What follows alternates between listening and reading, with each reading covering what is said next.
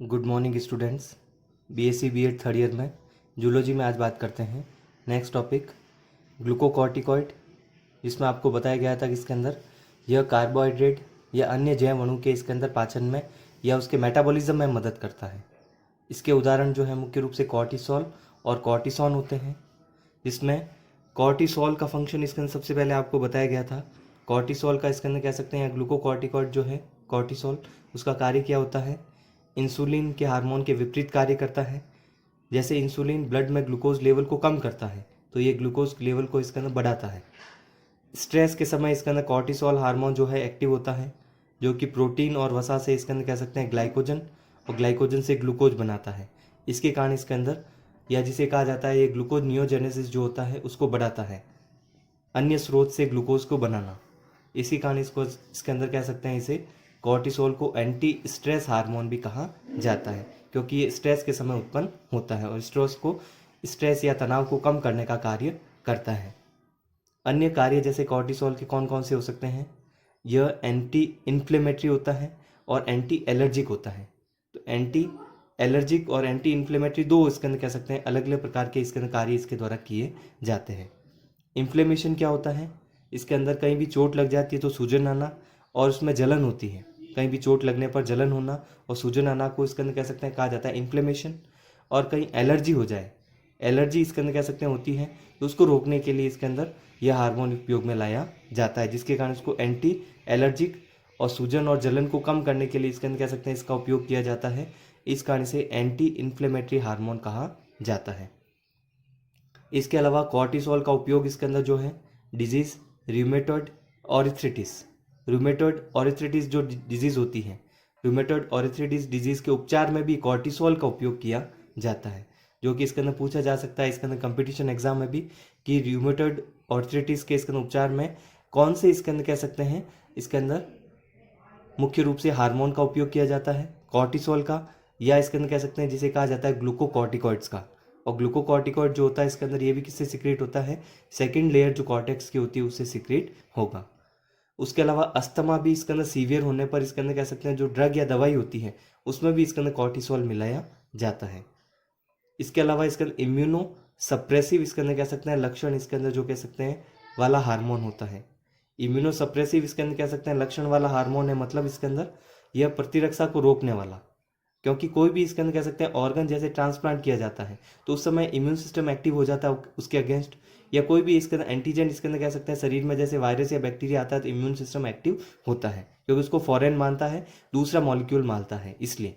लेकिन यदि इसके अंदर कह सकते हैं टिश्यू ट्रांसप्लांट किया जा रहा है या सेल या टिश्यू ट्रांसप्लांट किया जा रहा है, उस समय इसके अंदर कह सकते हैं इम्यून सिस्टम एक्टिव नहीं होना चाहिए। इसको रोकने के लिए इसके अंदर क्या किया जाता है?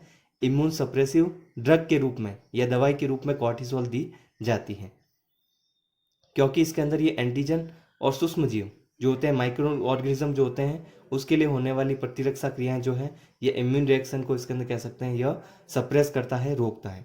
क्योंकि कोई भी एंटीजन या सूक्ष्म जीव आता है तो अपना इम्यून सिस्टम एक्टिव हो जाता है, या इसके अंदर कह सकते हैं मनुष्य में इसके अंदर इम्यून सिस्टम या प्रतिरक्षा तंत्र जो आप पढ़ चुके हैं टी सेल है या बी सेल है, या इसके अंदर कह सकते हैं ब्लड की जो सेल होती है वो एक्टिव हो जाती है। लेकिन उसको रोकने के लिए इसके अंदर कह सकते हैं प्रतिरक्षा या इम्यून सिस्टम को सप्रेस करने के लिए, रोकने के लिए इसके अंदर इसका उपयोग किया जाता है। इसके अलावा इसका उपयोग इसके अंदर एलर्जी में भी इसके अंदर कह सकते हैं किया जाता है।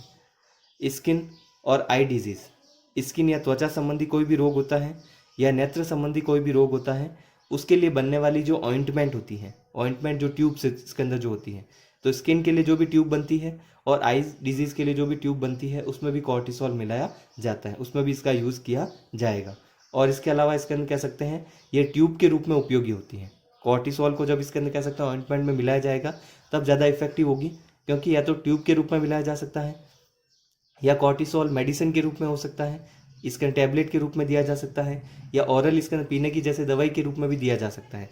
लेकिन तीनों में से ट्यूब के रूप में इसके अंदर ज़्यादा इफेक्टिव होता है। तो इसमें स्किन या आई डिजीज़ में भी इसके अंदर ऑइंटमेंट जो होती है उसमें भी कॉर्टिसोल मिलाया जाता है। तो डिफरेंट टाइप के फंक्शन, जैसे थर्ड जो फंक्शन है इसमें एंटी इन्फ्लेमेशन के रूप में, एंटी एलर्जिक के रूप में, रूमेटॉइड ऑर्थराइटिस रोग के उपचार में, अस्थमा सीवियर होने पर भी इसके अंदर उपचार में कॉर्टिसोल का उपयोग किया जाता है, इम्यूनो सप्रेशन के रूप में, इसके अलावा इसके अंदर कह सकते हैं इसका उपयोग स्किन और आई डिजीज़ में ऑइंटमेंट के इसके अंदर कह सकते हैं जो ट्यूब बनाई जाती है उसमें भी किया जाता है। इसके अलावा फोर्थ फंक्शन होता है इसके अंदर इस हार्मोन का, ग्लूकोकॉर्टिकॉइड का उपयोग इसके अंदर लॉन्ग लास्टिक स्ट्रेस, लंबे समय तक कोई भी तनाव रहता है तो उसमें इसके अंदर कॉर्टिसोल का उपयोग किया जाता है या ग्लूकोकॉर्टिकॉइड का उपयोग किया जाता है। लॉन्ग लास्टिक या लंबे समय तक कोई भी तनाव रहेगा, जैसे कोल्ड, लंबे समय तक इसके अंदर कह सकते हैं यदि इसके अंदर ठंडक इसके अंदर या जैसे कोल्ड या जुकाम रहता है, ज़्यादा रहता है, तो इसके अंदर कह सकते हैं उसका उपचार इसके अंदर कह सकते हैं टैबलेट के द्वारा नहीं होता है, तो वहाँ पर कॉर्टिसोल जो है टैबलेट इसके अंदर कह सकते हैं उसकी, या कॉर्टिसोल जो होता है इसके अंदर उसमें मिलाया जा सकता है, या इसके अंदर कह सकते हैं ग्लूकोकॉर्टिकॉइड का वहाँ पर उपयोग किया जाता है। हीट हो सकती है, उष्मा या बर्न या जल गया कहीं भी, इन्फेक्शन या संक्रमण हो गया है, या इसके अंदर कह सकते हैं स्टारवेशन या इसके अंदर कह सकते हैं ज़्यादा हंग्री या भूख लगना, तो उस कंडीशन में इसके अंदर कह सकते हैं लॉन्ग लास्टिक इस प्रकार के स्ट्रेस जो होते हैं उसमें किसका उपयोग किया जाएगा, ग्लूकोकॉर्टिकॉइड का उपयोग किया जाता है, क्योंकि इसके अंदर यह टिश्यू को इसके अंदर एडेप्ट तथा इसके अंदर कह सकते हैं रेजिस्टेंट इसके अंदर बनाता है। ठंडक, उष्मा, जलना या बर्न, इन्फेक्शन और स्टारवेशन, इसमें इसके अंदर टिश्यू को एडेप्ट करवाता है, अनुकूलित करवाता है उस इसके अंदर लॉन्ग लास्टिक स्ट्रेस या तनाव से। इस कारण इसके अंदर ग्लूकोकॉर्टिकॉइड का वहाँ पर उपयोग किया जाएगा और उस टिश्यू को इसके अंदर प्रतिरोध या रेजिस्टेंट बनाता है, इस कारण ग्लूकोकॉर्टिकॉइड का वहाँ पर उपयोग किया जाता है। तो 4 अलग अलग प्रकार के कार्य हो गए, जैसे इसके अंदर इंसुलिन के विपरीत या लॉन्ग लास्टिक स्ट्रेस में, या इसके इम्यूनोसप्रेशन, या इसके अंदर नेक्स्ट इसके अंदर हो सकता है रूमेटॉइड आर्थराइटिस के उपचार में, या इसके अंदर ग्लूकोनियोजेनेसिस को इसके अंदर कह सकते हैं इंक्रीज करता है। ये सभी कार्य इसके अंदर किसके द्वारा किए जाते हैं, ग्लूकोकॉर्टिकॉइड या कॉर्टिसोल के द्वारा किए जाएंगे। नेक्स्ट इसके अंदर है कुशिंग डिजीज और इसके अंदर कह सकते हैं कुशिंग सिंड्रोम। तो कुशिंग डिजीज या सिंड्रोम इसके अंदर क्या होता है, कुशिंग डिजीज अलग होती है, कुशिंग सिंड्रोम अलग होता है। दोनों इसके अंदर कह सकते हैं किस कारण होते हैं, कॉर्टिसोल के हाइपर सिक्रीशन के कारण। कॉर्टिसोल जो ग्लूकोकॉर्टिकॉइड है उसका यदि ज़्यादा सिक्रीशन किया जाएगा तो वहाँ पर इसके अंदर कह सकते हैं कौन सा रोग हो सकता है, कुशिंग डिजीज और कुशिंग सिंड्रोम हो सकते हैं।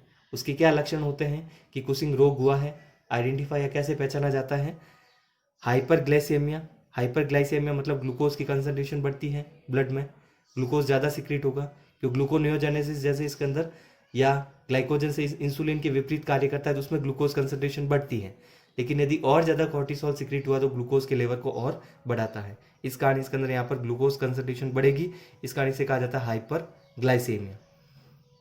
फेस या चेहरे पर, गर्दन के पीछे इसके अंदर फैट या वसा इसके अंदर कह सकते हैं उसका ज़्यादा जमाव होने लग जाता है, या एक्सेसिव डिपोजिशन ऑफ फैट इसके अंदर गर्दन के पीछे वाले भाग में और फेस पर, ये भी इसके अंदर कंडीशन इसके अंदर या रोग किसका लक्षण है, कुशिंग डिजीज का लक्षण होगा।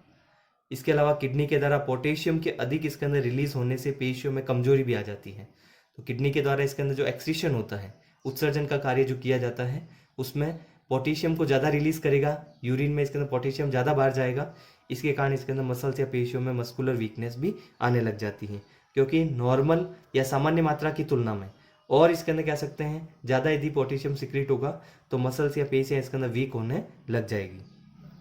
इसके अलावा इसके अंदर और फोर्थ लक्षण हो सकता है कुशिंग डिजीज का विरिलिज्म इन फीमेल, या जिसे कहा जाता है फीमेल या मादा में नर के लक्षण इसके अंदर दिखाई देने लगते हैं, उसको कहा जाता है विरिलिज्म इन फीमेल। और फेमिनिज्म इन मेल, या जिसे कहा जाता है मेल में मादा के यदि लक्षण दिखाई देने लगते हैं तो वह भी कुशिंग डिजीज या कुशिंग इसके अंदर सिंड्रोम के लक्षण होते हैं। तो मेल में फीमेल के लक्षण दिखाई दे रहे हैं तो उसको इसके अंदर फेमिनिज्म इन मेल कहा जाता है। इस प्रकार के लक्षण यदि दिखाई देते हैं तो वह कुशिंग सिंड्रोम या कुशिंग डिजीज के होंगे।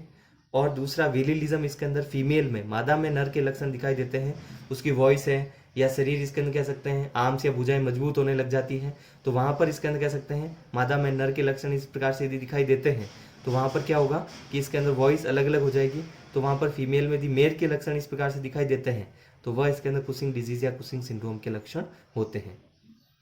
इसके अलावा नेक्स्ट इसके अंदर थर्ड जो हार्मोन होता है उसको कहा जाता है एंड्रोजन और एस्ट्रोजन, जो कि कॉर्टेक्स की तीसरी लेयर के द्वारा सिक्रीट किया जाता है। एंड्रोजन जो होता है इसके अंदर ये मेल हार्मोन होता है और एस्ट्रोजन जो होता है फीमेल हार्मोन होगा। एंड्रोजन और एस्ट्रोजन का क्या कार्य होता है, इसका प्रभाव मुख्य रूप से विशेष अंग स्पेसिफिक जो ऑर्गन होते हैं उसमें जनन लक्षण को प्रभावित करना। तो इसके अंदर मुख्य रूप से विशेष अंगों में जनन लक्षण को यदि प्रभावित करता है तो वह हार्मोन कौन से होते हैं? एंड्रोजन और एस्ट्रोजन होंगे। प्राथमिक एड्रिनल जो एंड्रोजन होते हैं कौन कौन से होंगे? एक तो होता है dehydroepiandrosterone, dehydroepiandrosterone, या जिसे कहा जाता है शॉर्ट में DHEA। और दूसरा होता है एंड्रोस्टेनेडायोन। एंड्रोस्टेनेडायोन भी इसके अंदर क्या होता है? ये उदाहरण है एंड्रोजन का। ये इसके अंदर जो हार्मोन है एंड्रोजन हार्मोन, इसका कार्य होता है नाइट्रोजन को प्रोटीन में बनाए रखना। तो नाइट्रोजन को इसके अंदर कह सकते हैं प्रोटीन में बनाए रखना। तो नाइट्रोजन इसके अंदर जो है प्रोटीन में बनाए रखेंगे या नाइट्रोजन को रिटेन करने का कार्य करते हैं। इसके अलावा इसके अंदर ये फॉस्फोरस, सोडियम और क्लोराइड को भी इसके अंदर कह सकते हैं प्रोटीन में या इसके अंदर बनाए रखने का कार्य करते हैं या रिटेन करने का कार्य करते हैं। हार्मोन इसके अंदर कौन से होते हैं? एंड्रोजन। तो एक तो इसका कार्य हो गया इसके अंदर नाइट्रोजन, फॉस्फोरस, सोडियम और क्लोराइड को प्रोटीन में रिटेन करने का कार्य। इसके अलावा एंड्रोजन जो है इसके बारे में और कौन कौन से इसके अंदर लक्षण पाए जाते हैं? यदि एंड्रोजन ज़्यादा मात्रा में सिक्रीट होते हैं या उपस्थित होते हैं तो फीमेल में, मादा में इसके अंदर कह सकते हैं नर के लक्षण इसके अंदर कह सकते हैं। एक्सेसिव अमाउंट में यदि सिक्रीट हो रहे हैं एंड्रोजन तो फीमेल में इसके अंदर कह सकते हैं मेल के लक्षण या मैस्कुलाइनाइजेशन फीमेल हो जाता है और इसे इसके अंदर कहा जाता है इसके एड्रिनोजेनाइटल सिंड्रोम। तो इसके अंदर यदि एंड्रोजन